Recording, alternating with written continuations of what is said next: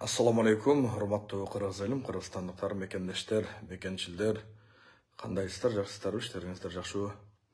Hurmatly Kırgız elim, Kırgızstandыктар, мен ар дайым айтсам, жөн сүйлөп эткенимди, факты менен, далил менен сүйлөйт экенимди кече тастыктап жана далилдедим. Мен аркаман каралап, кандай бир нерселерди жоруп атканда адамдар жок эмес. Бирок деген нерсе бар. Кече жакында эле Дайыр Орунбеков ким эле, бүгүн ким болду, ал ким менен жүрөт, кимдер менен жүрөт деген суроону ар бир жаган өзү коюш керек. Бир жыл мурун Дайыр Орунбеков Акылбек Жапаровго 570-терге $10.000 салык сала турган болсоңор, продуктулардын баардыгын кымбаттата турган болсоңор, налогтордун баарын өстүрө турган болсоңор, бизге Турциядай жашоону алып келгиле. Бизге Туркиядай шартты түзгүлө, андан кийин ошолорду жасагыла дедиле.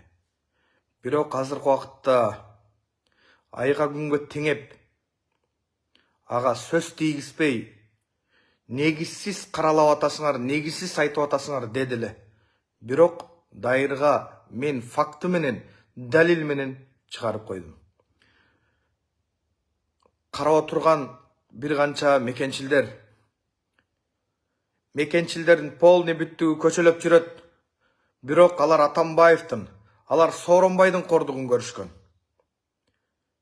Эми көрбөгөн кордук Дайырдын кордугун, Акылбек Жапаровдун кордугун көрүшү керекпи? Садыр Жапаровдун убагында. Бир канча мекенчил гана буттан туруп, бир канча мекенчил гана байып кетпесе, көпчүлүк мекенчилдер ушак жеп, көпчүлүк мекенчилдер көчөдө калганы бул анык. Айтайын деген сөзүм бул эмес. Дайыр, сенин тарыхыңды, сенин ким экениңди, кандай экениңди калдайган калың журт билет.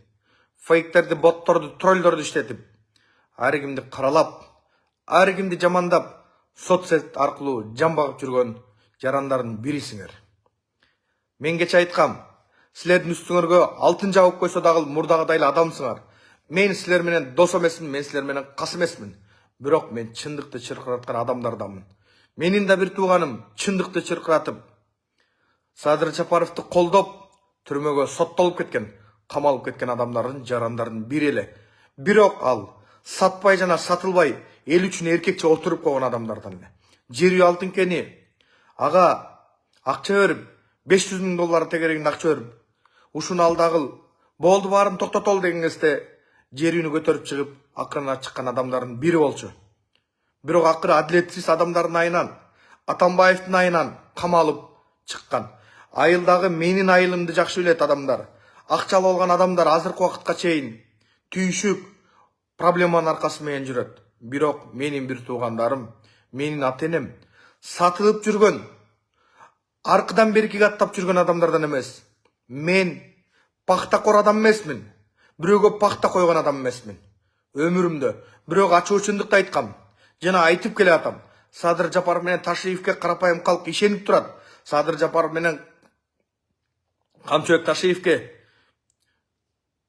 тизгинди, чылбырды, мындай айтканда, мамлекеттик машинаны калдайган калың эл берген. Бул адамдар мамлекетти өнүктүрөт, мамлекетти өстүрөт. Үмүтүбүз болгон үчүн, ошон үчүн бир сом албай, бир тыйын албай, көз каранды болбой колдоп жатабыз. Бирок кече эле салыктарды көтөрүп атасың, кече эле продуктларды көтөрүп атасың, жөн эле карапайым калкты алдаба деп айткан Дайыр, бүгүн сен пахтанын калыңынан коюп, Акылбекке иштеп атасың.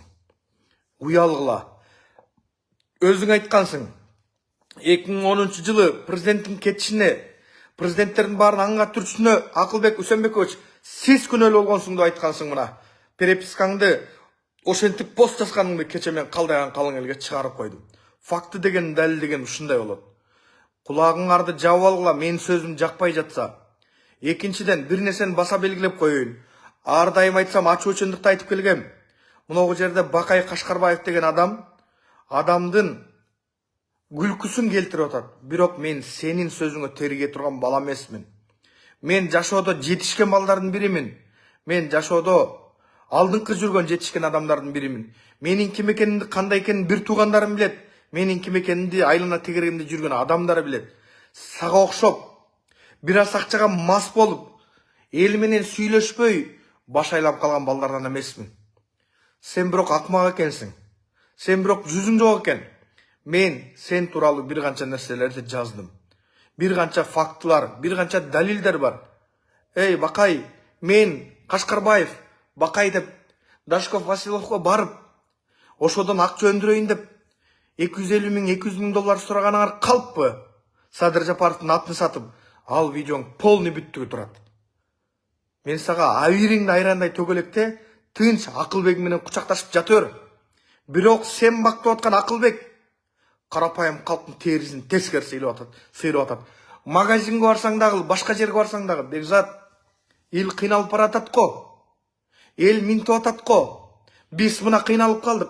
ККМди киргизди. Мына налогтордун баарын көтөрдү. Мына монтип башты айланта турган ишти кылды. Мурдагы эле патент менен иштей бергенсиз жакшы болчу. Ошондо деле мамлекетке түшүп келген деп эл ыйлап атат. ККМ бир адам эмес, 5 адам ошол покупатель болсо, бирөө продавец болсо, сатуучу болсо, ошол 5 тең ККМ төлөөгө аргасыз болуп атат. Мына Акылбектин кечирип койгула чалып калды. Акылбектин Садыр Жапаровго берген 400 миллиардтан 500 миллиардка чыгарам деп туруп, карапайым калкты блудня калып баратат. А бирок анын аркасы менен мына пияз кече 100 сомго чыгып кетти. Былтыр сабыз 100 сомго чыккан. Акылбек алып келген кадрлардын полный бүттүгү. Каякта? Эмне кылып атат? Жана понини минип жүргөн Тукунов кана колуңан келсе Бакай чындыктайт. Сен эл менен бол. Бектер кетет, бел калат, бетеге кетет, эл калат деген сөз бар. Сен эртең каласың, мен калам. Акылбекке окшогон мактап аткан адамдар эртең самолетко түшүп, Дайырга окшогон адамдар кетип калышы толук ыктымал. Бирок мен Садыр Жапаров менен Камчыбек Ташиевди акырына чейин колдойм. Эртең ушулар анга түшүп калгандан кийин силер качып аттап кетесиңер. Принцибиңер жок, акмаксың. Сенин толтура ишиң бар. Сен толтура кылмыш ишиң бар. Мыйзамсыз иштерди жасагансың. Ар кимдин атын сатып, ар кимден тыйын алгансың. Аркаңды карап иш кыл. Сени билбейт деп эч убакта ойлобо. Эл баарын билет. Эл баарын түшүнгөн. Сага окшогон сабатсыздардын айынан мамлекетибиз кыйрап жатат. Сага окшогон пактакорлордун айынан мамлекетибиз жок болуп кетүү коркунучунда турат. А бирок Жапаров Садыр Нуркожоевич менен Камчыбек Кыдыршаевичти сен мактап аткан Акылбек, аң калып бараткан мен эмес, эл айтып атат. Сен айтыпсың, Бекзаттын аркасында бир чоң бир күч бар. Ошон үчүн Бекзат ушинтип чыгып атат деп. Менин аркамда калдайган калың элим, үстүмдө Кудайым. Жана менин аркамда ушул отурган Садыр Жапаров менен Камчыбек Ташиев бар экен, мен аны жашырбайм. Ошолор мен ушу фейк бот троллдордун бардыгын ордуна коюп жүргөн кезде жер сатып жүргөн Мадумаровду карапайым калкка чыккынчылык жасаган, уурлук кылган аферист уруулардын атын атаганда Бекзат силерге жакшы болот дагы. Бекзат бүгүн Садыр Жапаровду, Камчыбек Ташиевди аң калып бараткан Акылбекти айтса, мен жаман боломбу? Фейктер, боттор, троллдоруңар менен ар бир жерге комментарий калтырып, Акылбек мыкты, Акылбек тиги деп атасыңар. Силер антип элди алдалбайсыңар. Силер антип элди кармалбайсыңар. Силер кадрды тазаны алып келип, тазаны койсоңор карапайым калкка кызмат кылган болуп, туура тандоо кылган болуп эсептелесиңер. Кааласаңар да, каалабасаңар да Акылбек кетет эртелегечтер. Бирок зыяны Жапаров Садыр Нуркожоевич менен Кыдыршаевич Камчыбек Ташиевке тиип калбасын деп калдайган калың элди эсмесин деп атам. Сен айтып атасың, мына налогтордун баарын минтип атат, тигинтип атат. Бакай, сен жашоодо налог төгүп көрдүң беле? Сен жашоодо бир нерсеге жетишип көрдүң беле? Билем. Ким экениңди билем. Кимден эмне алганыңды билем. Эмнени айдап жүргөнүңдү билем. Каерде өлмүш болуп жашап жүргөнүңдү билем. Мен сага мындай эле айтайын. Кысып жаша. Кысып. Билбейт деп ойлоо. Бетиңди 5 тонна кылбай, мамлекетке кызмат кыла албайсыңбы? Элге кызмат кыла албайсыңбы? Сен көз карандысың. Мен эч убакытта бирөөгө көз каранды эмесмин. Бирөөдөн акча алып эч убакытта Садыр Жапаровду же Ташиевди колдогон эмесмин. Мен чындык үчүн, мен ушул атамдын ушу тааныш болгон үчүн, атамдын арбагы үчүн колдоп жүргөн балдардын биримин. Сага окшогон сатылма, эки жүздүү, элдин эч убакытта эмесин ойлобогон адамдардан эмесмин. Сен колуңдан келсе элге барып жардам бер. Колуңан коко тыйын келбейт. Сенин оюң байлардын баарын арматура менен чапкылаш керек. Ошолордун байлыгын алыш керек. Сенин оюң ошол. Кыйналып аткан кыргызды, участогун алдырып койгон кыргызды, жерин алдырып койгон кыргызды, карапайым калктын ушул проблемаларын, карапайым калктын иштерин бүтүрүп берчи. Колуңан келбейт. Сен тарыхта бүтүргөн эмессиң. Мына азыркы убакта пресс болуп, секретарь болуп жүргөн Дайыр Орунбековду аны жасаган эмес. Бирок мен сүйүнүү менен, мактануу менен айта алам. Карапайым калкка бир топ кызмат кылдым. Менен жардам көргөндөр, менен сый көргөндөр айта албайт. Бекзатка акча үчүн эметип бердим. Ал акча үчүн бүтүрөт экен деп айта албайт. Анткени бирөөдөн бир сом алган эмесмин. Жана келечекте да албайм. Мен бирөөдөн акча сурабайм. Анткени менин өзүм бизнесим бар. Мен бирөөгө көз каранды эмесмин. Тескерисинче мен аларга тамак алып берип, дуктан берип, ойлонбогула баары жакшы болот. Мына Садыр Нуркожоевич иштеп атат. Кудай буйрса, Кудай кааласа баары жакшы болот деп туруп, жакшы үмүт берип туруп жөнөтөм. Бирок Алланын амири менен алардын иштери жакшылыкка чечилип атканы бул факты.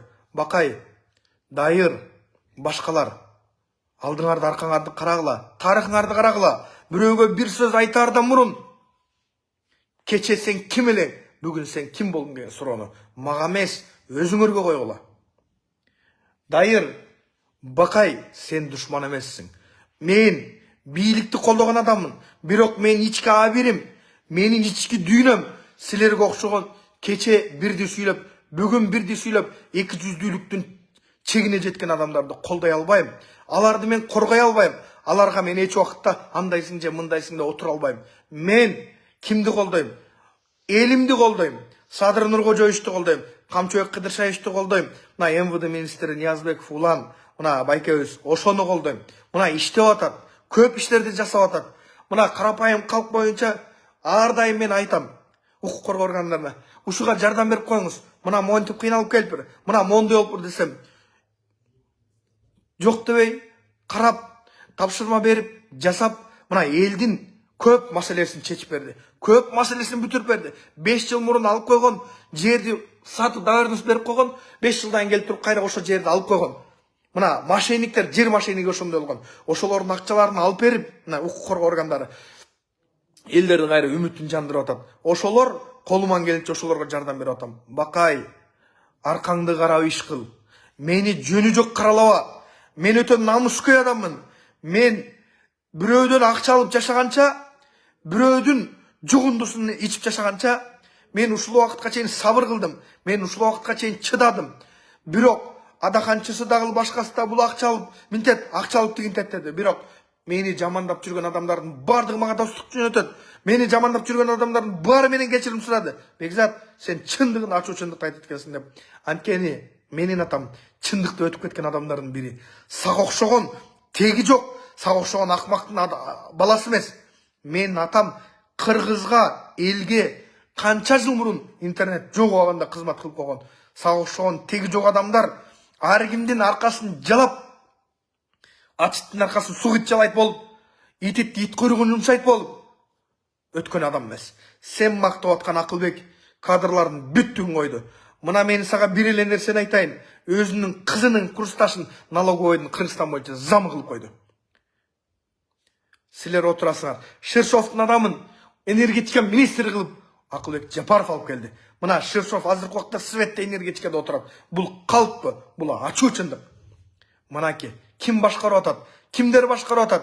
Кечеги 5 президент таңга тыккан Акылбек Жапаров Садыр Нуркожоевичти алдап жатат. Мен ошону айткым келип атат. Чындык ушундай ачуу болот. Мени жаман көрсөңөр жаман көргүлө, урматтуу кыргыз элим. Мени жакшы көрсөңөр жакшы көргүлө. Бирок мен чындык тарапта болсом, үстүмдөгү Аллахым 1000 адам зыян кылам десе, миллион адам зыян кылам десе, кылга да кыл зыян бере албайт. Бирок мен туура эмес иш жасап атсам, карапайым калкты алдап атсам, анда Allah Taala özü gana жетиштүү. Бирөөдү билип билбей бакай, эси жок. Sen түрмөгө камалып кеткениңде, senin аялыңа продукты жеткирип, тыйым берип, балдарыңа памперс алып берген адамдардын бири мен болом.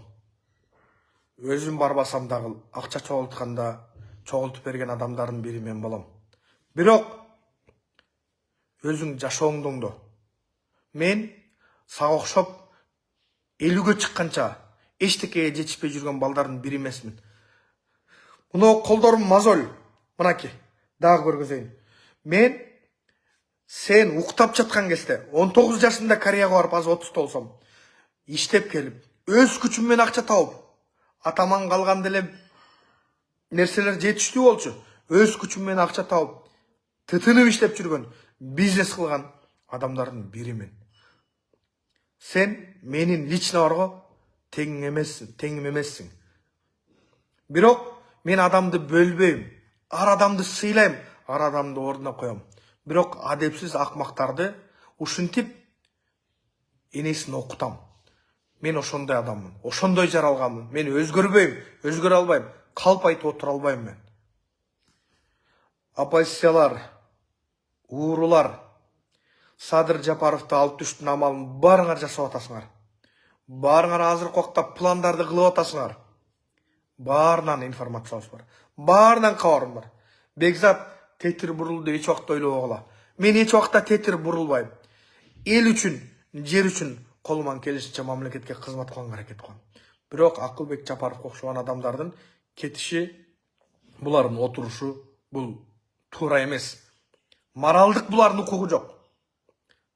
Анткени кеше бирди сүйлөгөн, бүгүн бирди сүйлөгөн, принциби жок адамдар менен мамлекет өнүкпөйт. Мамлекет Сталинге окшогон, Режеп Тайип Эрдоганга окшогон, Муаммар Каддафиге окшогон, жана башка президенттерге окшогон принципалдуу адамдардын негизинде өнүгөт. Пакта койгондо эмес.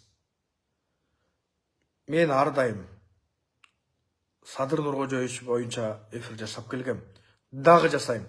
Саясий кырдаал жакшы эмес экенин, элдин көз карашы жакшы эмес экенин жеткирип атам. Болгон ошол. Кече Садыр Жапаровду мен бир нерсени айтып койдум, ошо мен сөздүн токтотом. Садырдын иттери тажатты деп жазып жүргөн дайыр. Уят сөздөрдү жазып жүргөн дайыр. Ошонун жан башын кантип жалап атасыңар? Кантип силердин ошого дитиңер барып атат?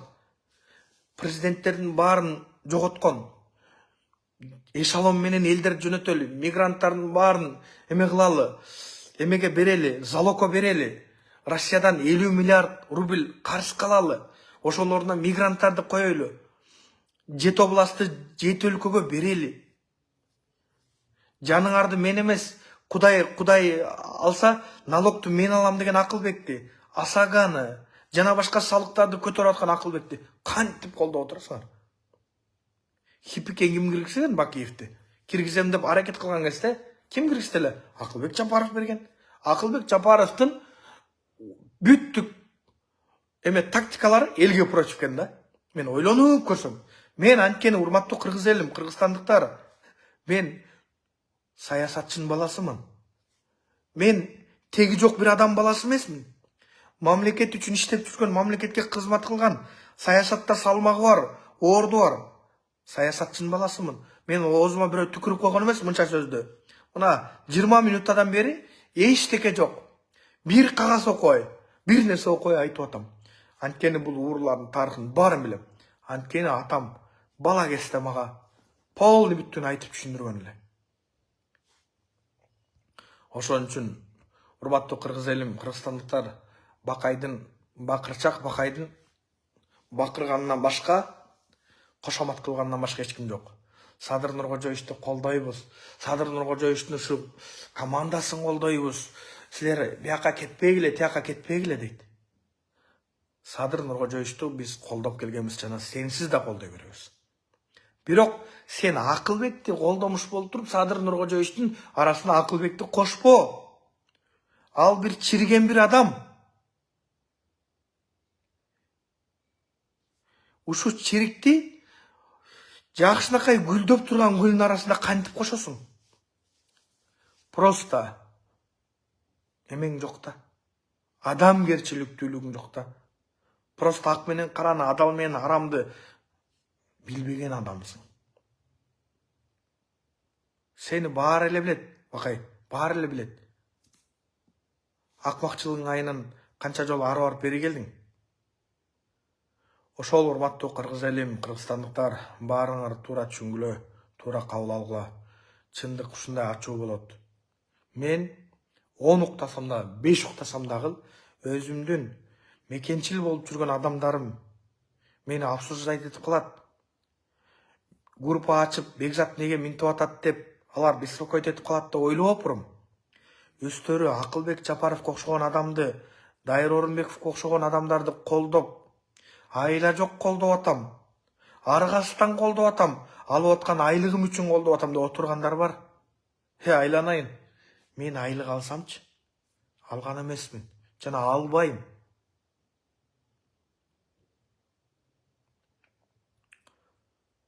Ошол урматтуу кыргыз элим, чындык ушундай ачуу болот. Күйсөң до конца күй, башымды байладым мен негизи. Ушу менен кетем. Акылбек кетиш керек.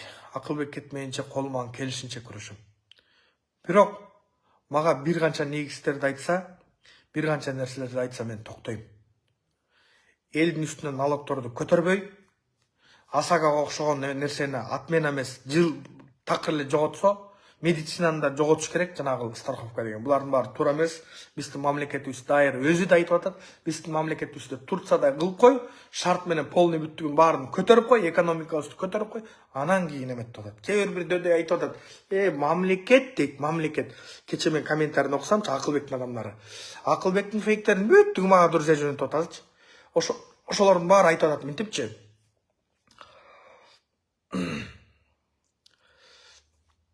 Мамлекет эч убакытта завод салбайт. Мамлекет завод сала турган болсо дейт, банкрот болуп калат дейт. Бир нерсени айтайын. Корея, Япония өнүккөн өлкөлөрдө иштеп келген адам катары мамлекет ошондой заводдорду салышы керек. Эслик колунан келбесе, чоң бизнесмендерге, ири бизнесмендерге, кичинекей бизнесмендерге ошондой шартта кредиттерди тааныш аркылуу эмес, мындай баарына бериш керек. Аларга мындай айтканда бизнес кылганга мүмкүнчүлүк түзүп бериш керек. Мүмкүнчүлүк түзүп бергенден кийин алар бир адамдык, 100 адамдык, 10дук, 100дүк, 1000дик деп заводдорду салат. Южный Корея менен Японияда 5 метр сайын завод. Ошол жакта смог жок. Ошол жакта өлдүк талдык жашообуз өтпөй калды деген нерсе жок. Зарплаталар $2000, $2,500, эң азы $1,500. Эң көбү $10,000 чейин барган зарплаталар бар. Эмне үчүн Акылбек Жапаров завод, фабрика салыш керек дейт? Айланайын, сен салык менен эч убакытта мамлекетти көтөрө албайсың. Бул салык бүгүн эртең деген сөз. Бул салыктан дагы турган завод, фабрикалар, үйлөр 5 сом төлөп атса, завод, фабрикалар 100 сом төлөйт салык. 1000 сом төлөйт. Бул адан 10 эсе, 100 эсе, 1000 эсе дагы көбүрөөк болуп атпайбы? Ал жерге колдонгон электр энергия, ошо жердеги жашап, ошо жерден зарплата алып аткандардын ошол эмелери мамлекетке кете турган полный бүттүк книжкалар, башкалардын полный бүттүгү каяктан болот? Мындай акылыңарды иштетип туруп иш жасасаңар, сүйлөйт десе эле сүйлөй бербей. Дөдөйлөр өзүңөр бир окуу жайды бүткөн эмессиңер. Заучуна бүтүп алгансыңар. Акылбектин жардамы менен, же Туманбаевдин жардамы менен, же бунун жардамы менен, тигин жардамы менен келип алган адамсыңар силер. Мага окшоп өз күчүң менен Турцияда окуп келген эмессиңер. Мага окшоп өз күчүң менен Египетте окуган эмессиңер. Мен атам ошентип окуткан. Мага окшоп дүйнөнү аралап туруп иштеп келген эмессиңер. Муну колдоп аткан дөдөйлөрдүн көпчүлүгүн айтарым. Эл айтып атса, бул чындык да, бул эл айтып атса, эл илип атса, бул чындык да. Мен ошону айтып жеткире албай койдум го силерге. Күйбөгөн жериңди күйгүзүп, өрттөнбөгөн жерди өрттөп аткан үчүн айла жоктун аргасынан акмактар деп айтып атам да. Ошол ордуна келтирбесе, анда бул адам иштей албайт. Бул адам боюнча азыркы убакта пиарлап иштеп атат, кыйратып атат. Баары калп, баары жалган. Бүт калп. Мени өлтүрсөңөр өлтүрүп коела, камасаңар камап коела. Бирок чындык ушундай. Мени камасаңар, мени жок кылсаңар, менин аркамда 3 балам бар. 3 балам чындыкты айтып жатты. Менин бир туугандарым бар, ачуу чындыкты айткан. Мен бир тууганым Атамбаевдин убагында камалган, Жапаров Садыр Нуркожоевич менен. Алар чыгат чындыкты айтып. Мен чындыктын так ортосунда төрөлгөн баламын. Пахта коюп көргөн эмесмин. Пахта коюп бирөөдөн акча алган эмесмин. Мына ушундай болот чындык. Чындыкты айта аласыңарбы? Айткыла. Айта албайсыңарбы? Тынч жашагыла.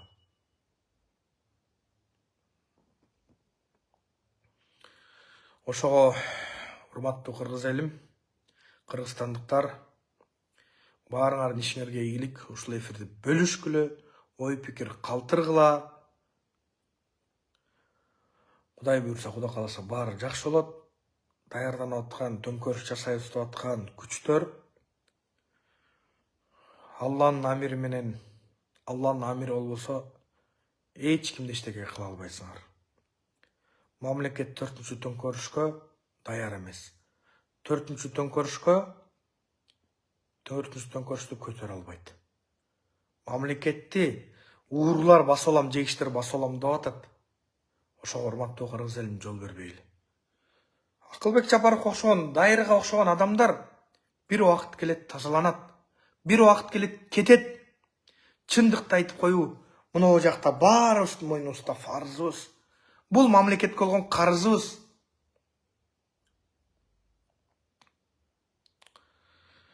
ККМ деп элдин баарын кашага киргизген Акылбек сен болдуң эле. Тынч эле кызматыңды тапшырып кет. Базарларда ыйлап атат. Бензиндери 65 сом, 60 сом болуп кетти. Кече 23 сомдук бензиндер. Дагы айтам, мынаки жыгачтар 11.000 сомдон, 9.500 сомдон, 10.000 сомдон алып жүргөн жыгачтар 22.500, 25.000 сомго чыкты бир кубу. ККМ'нин айынан чыгып атат баары. Мурдагыдай эле элге патент болсо, эл тынч жашамак. Анткени бул эл 30 жыл бул элди минип, 30 жыл баарын жеп ичип, мамлекет тоногон 5% болгон. Бирок Садыр Жапаровда оор акыбалда, Садыр Жапаровда кыйын акыбалда келди. Акылбекти алып отурганда бир канча себептери бар. Бирок Акылбек элдин кыжырын келтирип, машиналар кирбесин, катализатор болгон баарын кармагыла, баарына штраф салгыла деди. Бирок алар штраф менен, бирок алар налог менен Акылбек мамлекетти көтөрө албайт экен, мамлекетти көтөрүп кетпейт экен түшүнгөн жок. Акылбек же акылы өтө ашып кеткен, же акылы жетпейт. Ушундай адам да.